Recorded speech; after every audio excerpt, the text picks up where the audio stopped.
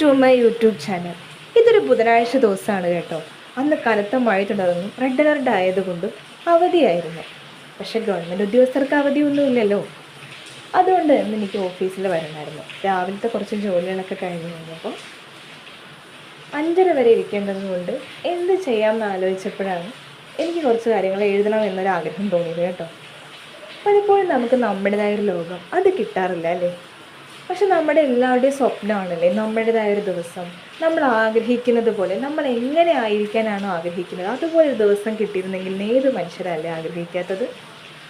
അപ്പോൾ നമ്മൾ ഒരുപാട് തിരക്കിലാണെങ്കിലും അല്ലെങ്കിൽ മറ്റുള്ളവർക്ക് വേണ്ടി സമയം നമ്മൾ കണ്ടെത്തുന്നുണ്ടെങ്കിലും നമുക്ക് വേണ്ടി നമ്മൾ സമയം കണ്ടെത്താറില്ല. നമ്മുടെ ഇഷ്ടങ്ങൾക്ക് വേണ്ടി നമ്മൾ സമയം കണ്ടെത്താറില്ല. നമ്മുടേതായൊരു ദിവസം ഉണ്ടാകാറുമില്ല. നമുക്ക് വേണ്ടി നമ്മൾ സമയം കണ്ടെത്തിയില്ലെങ്കിൽ, നമ്മുടെ ഇഷ്ടങ്ങൾക്ക് വേണ്ടി സമയം കണ്ടെത്തിയില്ലെങ്കിൽ പിന്നെ നമ്മൾ ജീവിക്കുന്നതിൽ എന്താ അർത്ഥം? മറ്റുള്ളവർക്ക് വേണ്ടി നമ്മൾ ജീവിക്കുമ്പോൾ നമുക്ക് വേണ്ടി ജീവിക്കാൻ നമ്മൾ ഒരിക്കലും മറന്നു പോകരുത്. കാരണം നമ്മുടെ ജീവിതം നമുക്ക് ആസ്വദിക്കാനുള്ളതാണ് അല്ലേ?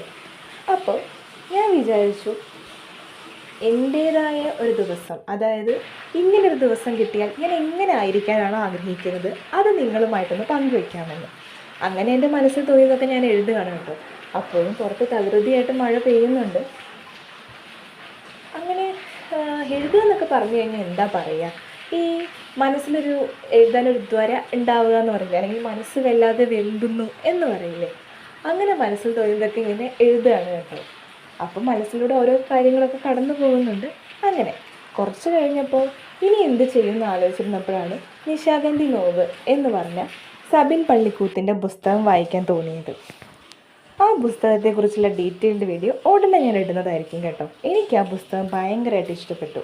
സബിൻ പള്ളിക്കൂത്തിൻ്റെ ജീവിത ചുറ്റുപാടുകളും അയാളുടെ അനുഭവവും ഒക്കെയാണ് അദ്ദേഹം ഒരു കവിതയാക്കി ഇതിനകത്ത് എഴുതിയിരിക്കുന്നത്. അത് ഞാൻ ഡീറ്റെയിൽഡ് ആയിട്ടൊരു വീഡിയോ ചെയ്യുന്നതായിരിക്കും. അപ്പോഴും പുറത്ത് മഴ തകൃതിയായിട്ട് പെയ്യുകയാണ് കേട്ടോ. അപ്പം നിങ്ങൾക്ക് ഈ വീഡിയോ ഇഷ്ടപ്പെടുകയാണെങ്കിൽ നിങ്ങളുടെ അഭിപ്രായങ്ങളൊക്കെ കമൻറ്റ് ബോക്സിൽ അറിയിക്കണേ. എന്നാൽ മാത്രമേ എനിക്ക് അടുത്ത വീഡിയോ ഇതിലും മെച്ചപ്പെട്ട രീതിയിൽ ചെയ്യാൻ പറ്റുള്ളൂ. അപ്പോൾ നിങ്ങൾക്ക് ഈ വീഡിയോ ഇഷ്ടപ്പെടുകയാണെങ്കിൽ ലൈക്ക് ചെയ്യുക, ഷെയർ ചെയ്യുക, സബ്സ്ക്രൈബ് ചെയ്യുക. പിന്നെ പുതിയൊരു വീഡിയോ ആയിട്ട് വരുന്നത് വരേക്കും ടാറ്റാ.